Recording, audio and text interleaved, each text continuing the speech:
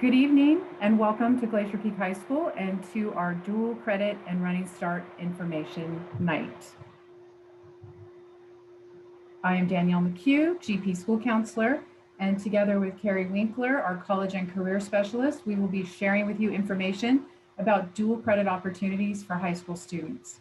Hello, I'm Tammy Amador. I have students with last names beginning with A through COM. Hi, I'm Amanda Hansen. I work with students with the last names CON through HAS. Hi, I'm Ben Chertok, and I work with students whose last names begin with MCF through R. I'm Carrie Winkler, and I work in the College and Career Center with all the students. All right, I'm Jeff Larson, principal at Glacier Peak. I'm watching the participants, over 170 people, which is fantastic. Thanks for joining us on Zoom. And I want to give a special thanks to the counselors here on the screen and Carrie Winkler for putting this together. It's a fantastic presentation and your time and effort is appreciated. And again, for all the parents out there, thanks for joining us. I'm Lance Peters, one of the assistant principals. Appreciate being able to be here with you. Good evening, I'm Holly Applegate, another one of the assistant principals at Glacier Peak, and we're really glad to see you and really excited for the presentation prepared here for you guys tonight. I'm Brittany Elliott and I'm an admin intern, and thank you counselors for all your hard work. Great, okay, thank you. We just wanted you to get a look at our first registration kind of presentation of the season and see who all is here to support you as we go through this presentation. Our goal this evening is to present you with an overview of what types of dual credit are offered for our GP students and how to access these programs. At the end of our presentation are the links to each specific program and how to find the courses offered that we're talking about this evening. As we move through our agenda this evening, we encourage you to ask questions in the question and answer feature of the webinar, and Carrie Winkler will be moderating. So we will stop along the way to answer questions. And then we'll also have time at the end of the presentation to take more questions. So feel free to type away, and Carrie will kind of stop us along the way as she sees a natural break, so we can get your questions as we go through. So dual credit. Dual credit gives students the opportunity to earn both high school and college credit at the same time. So while students are taking classes toward their high school graduation, they can also be earning college credits, which they can choose to use in a variety of settings post-high school. Dual credit participation is connected with an increase in high school graduation rates, college enrollment, and degree completion. Dual credit is also associated with less time to college completion, as well as enabling students to be prepared to enter the workforce sooner. So what type of dual credit opportunities do we have at GP? By partnering with local community and technical colleges and the College Board, we can offer 4 ways to earn dual credit: advanced placement, college in the high school, career and technical education, which we also call CTE, and running start. There are 2 methods to earn dual credit: credit by taking an exam or credit by taking and passing a course. Advanced placement is our credit by exam opportunity, where students may earn credit through taking the AP exam. College in the high school, CTE, and running start are the methods students may use to earn credit through taking a course. At GP, most of our AP courses are also college in the high school courses with the college in the high school credit opportunity. So for those courses, students can choose one or both options. Currently, CTE dual credit and AP courses and AP testing are open to grades 9 through 12. The college in the high school credit is open to grades 10 through 12. However, there is a bill in the Washington State Legislature currently to expand the college in the high school credit opportunity to 9th grade as well. 9th graders can take a college in the high school class at GP, but as of right now, cannot earn the college in the high school credit. We're pretty sure that's going to change, but we need to wait and see if it gets passed in the House. Running Start is open to 11th and 12th grade students. Students in 9th and 10th grade can sometimes take classes at the college. However, they need to apply to the college for underage admissions, and it won't be tuition free. The first one we'll dig into a little bit is advanced placement. Advanced placement are rigorous college level courses which use standards set by the College Board. These are taught by GP teachers at the GP campus. Although these are AP courses, taking the course itself does not earn college credit. To potentially earn credit through AP, a student must successfully pass a comprehensive exam and not just complete the course. AP exams are generally taken in May and have a test fee of about $100. There is, however, financial assistance for students who qualify. The registration for AP exams happens in November, and students with any questions about AP exam registration should contact Lance Peters for more information. Earning a passing score on the AP exam also does not guarantee credit. Scores from AP exams may be considered for credit by the receiving university or the university to which you plan to attend. Usually a score of 3 or higher is required to be eligible for credit. Some universities offer credit, and some will offer what we call equivalency for a prerequisite. For example, taking the AP language exam with a score of 4 might earn you 5 college credits of English 101. Or the college could count English 101 as completed and allow you to take the next course in the sequence, like English 102. In that case, they wouldn't be giving you the credit, but they would be saying that you completed that course and allowing you to move forward, which can save you time while you're earning your degree. It is imperative to check with the university you plan to attend on their credit awarding for AP exams. These are different at every university, and to get the most out of your AP exam score, it's best if you check with the university. Every university has an easily accessible list of the courses that they offer for AP credit and for credit, for what class, and what score you need on the AP exam. Just a note that the average AP score in the state of Washington is usually a 3. So it's a point of interest. So the next opportunity for dual credit is called College in the High School. College in the High School programs offer college level academic courses which earn high school credit and have the opportunity to earn college credits. College in the High School courses are taught by GP teachers at the GP campus. Our college and the high school teachers have partnered with community colleges to meet college standards. Although these classes are taught at GP, to earn the college credit, students must register at the partner community college.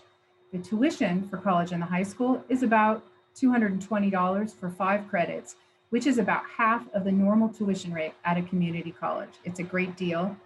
And there is an opportunity for a tuition waiver for students who qualify. This is actually accessed at the college through the college registration process.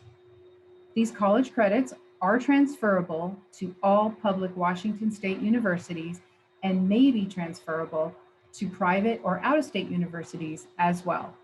Students must earn a 2.0 or C grade to be eligible for the credit.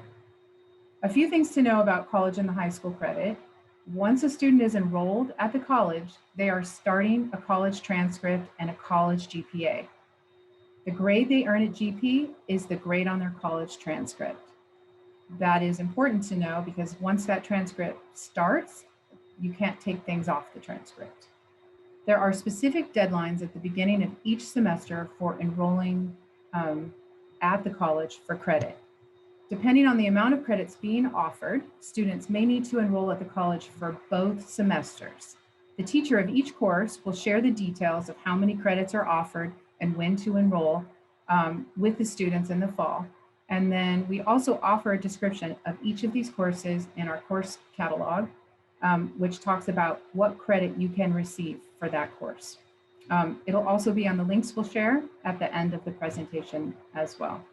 And as I mentioned before, some GP classes are both advanced placement and college in the high school. So students have the opportunity to choose how they want to try to earn their credit or to attempt both ways to earn credit. The third way to earn dual credit at GP is through career and technical education. So career and technical education, or CTE Dual Credit, is a way to earn both high school and college credit while preparing or learning about career opportunities and pathways. CTE courses are offered at GP, but also through the Snow Isle Tech program. Students enroll in GP courses through Skyward, but if interested in Snow Isle Tech programs, you should visit their website because that is how you would learn about and apply for their programs. Like the college and the high school programs, students must also register for credit at the college and pay the tuition before earning the credit. Students must also follow the deadlines for CTE Dual Credit, and those are usually given to you by the CTE teacher. CTE Dual Credit has much more of a lenient deadline process, and the tuition is generally very cheap. Many of the classes are $50 or in that range. It's much less expensive, and the focus is on career and educational pathways. CTE credits align with a technical 2-year degree, a professional certificate, an apprenticeship, and they can even be used toward a 4-year degree.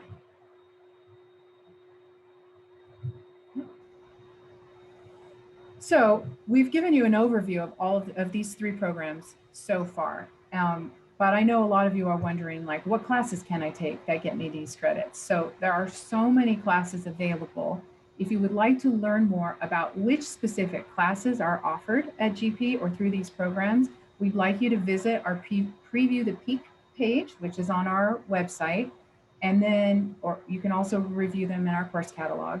And then on Thursday, February 25th, from 6 to 8 p.m., you can visit with teachers and ask questions in our Preview the Peak drop-in live on Zoom. The links are found on our GP website and we'll also post them at the end of this presentation. The 4th way to earn dual credit is the Running Start program. And this is a program that's open to 11th and 12th grade students to take college courses at a community or technical college. In this program, students earn both high school and college credits. And the difference in this program is that the classes are taught at the community college by community college instructors. These classes are not held at GP. Enrollment at Running Start can be full-time, and students do not come to the high school campus at all, or it can be part-time where students can still take some GP classes and classes at the college. So you get to choose which option you want to do, and it depends on what your goals are and what classes you don't want to give up at GP. Running Start is tuition free up to 15 credits. There are some costs that families still incur, like textbooks and class fees and parking, and any classes that are under 100 and summer classes families need to pay for. It's important to know that transportation is not provided to the college. Some students drive themselves or get rides, and we do have students that take public transportation to get there. To stay in Running Start, students must maintain good standing in GPA and stay on track for high school graduation. And college level placement is required for tuition-free enrollment. Okay, this is a little bit of math. So you ready, Brittany, for this one? Students take classes at the college and earn both high school and college credits. 1 college credit is worth 0.2 high school credits. Most college classes are worth 5 credits, which equals 1 high school credit. 1 high school credit is earned in 1 year of high school. So for example, English 101 at the college is a 5-credit course, and it is completed in 1 quarter, which is about 10 weeks. It is equivalent to 1 credit of high school English, which is completed in 1 year. Sounds like a good deal, but remember, you're doing a whole year's worth of work in 10 weeks. So keep that in mind. High school students take 6 classes each year and earn 6 credits, at least at GP. That's how we do it. Running Start students can take up to 15 tuition-free college credits, and they earn up to 9 high school credits each year. You don't have to do 9 credits each year, but that is possible. How many classes you can take at Running Start is determined by how many classes you take at your high school. So if you want to do Running Start full-time and take 15 college credits, which is considered full-time, you can still take 1 class at GP. If you want to take more than 1 class at GP, then it impacts how many tuition-free credits you can take, as according to the chart. And you will work with your college counselor each quarter on what classes you will take. So how do you know what classes to take? Running Start students work closely with their high school counselor on what courses to take to meet high school graduation requirements. Each high school course has an equivalent college course. For example, seniors are required to take one high school credit of civics. The equivalent course at the college might be Political Science 202. Students work with a college advisor on what classes to take in addition to high school graduation requirements. So think, what I take for high school graduation, I work with my high school counselor. Any of my college goals, maybe earning an AA degree or preparing to transfer to a 4-year or a technical certificate, I work with a college advisor on those. Most GP students attend one of these colleges based on proximity and college interests. You can actually attend any of Washington's 34 community or technical colleges, but most students want to take their classes in person. So these are the ones that are closest to us in proximity and the ones that we see most GP students attend. Each college has its own application system, its own virtual visits and orientation, and we encourage you to take some time to explore each college that interests you and make an informed decision.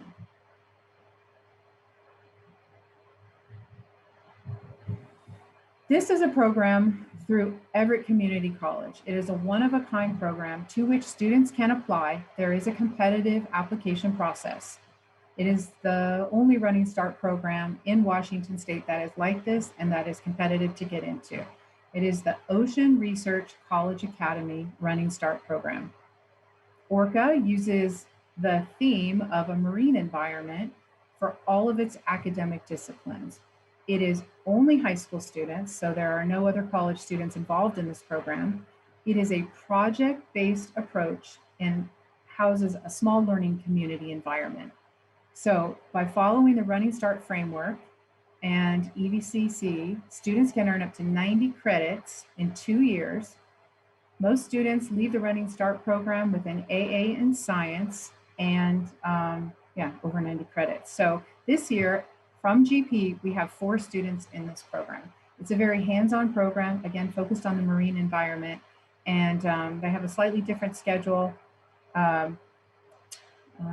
And a slightly different application process. So make sure you take a look at that if you are interested in. I mentioned we had 4 GP students. My own daughter completed this program in 2020, and she very much enjoyed it. So again, last thing about this one. When students apply to this program, there are 2 parts to the application. You apply to normal Running Start at EVCC, and then there's a second application specific to the ORCA program. So let's talk a little bit about placement, and this can be confusing for students for good reason, because each college has a slightly different process. To be eligible for tuition-free college courses, students need to place into college-level English and math. Each college has its own placement policy, but in general, they use 3 ways to place you into college-level courses. They can use your high school transcript and your GPA, or they can use a standardized test like the Smarter Balance, the ACT, the SAT, or an AP exam in that subject area. There is also a placement exam taken at the college, but right now it's been taken virtually because of COVID closures, and it is called the AccuPlacer. That is not a pass-fail exam, but it places you. You take the exam and it places you into the actual college class they think you are ready for. So with current COVID closures, each college has adapted a slightly different placement procedure based on the lack of traditional options right now. You're going to want to check with the specific college on their placement practices because they are very different. If you don't place into a college level English or math, you can still potentially attend Running Start. You have some options. You can take an under 100 level class, but those won't be paid for by the state, so you will have to pay for those.